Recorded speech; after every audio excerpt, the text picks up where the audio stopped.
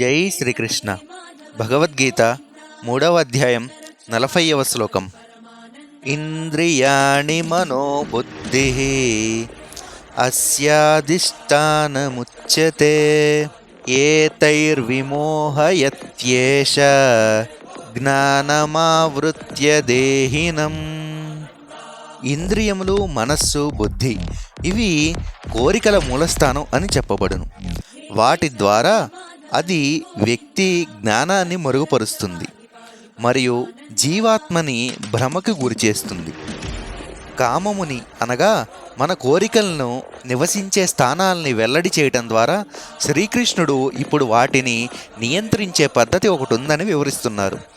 ముట్టడి చేసే ముందుగా శత్రువు యొక్క కోటను గుర్తించాలి. ఇంద్రియములు, మనస్సు, బుద్ధిలలో కూడా కామము తన ఆధిపత్యాన్ని జీవాత్మపై చలాయిస్తుంటుంది.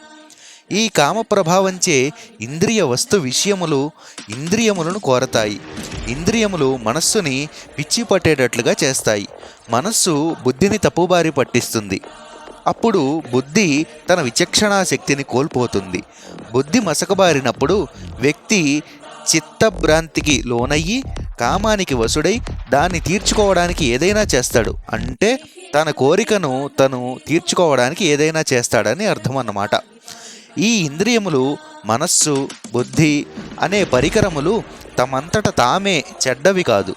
అవి మనకు భగవత్ప్రాప్తికి సహకరించడానికి ప్రసాదించబడ్డాయి. కానీ మనమే కోరికకి వాటిపై ముట్టడి చేసి వశపరుచుకునే అనుమతినిచ్చాము. ఇప్పుడు ఇవే ఇంద్రియ మనోబుద్ధులను మన ఉద్ధరణ కోసం వినియోగించుకోవాలి. తదుపరి శ్లోకంలో అది ఎలా చేయాలో శ్రీకృష్ణుడు వివరించబోతున్నారు. కృష్ణార్పణమస్తు. స్వస్తి.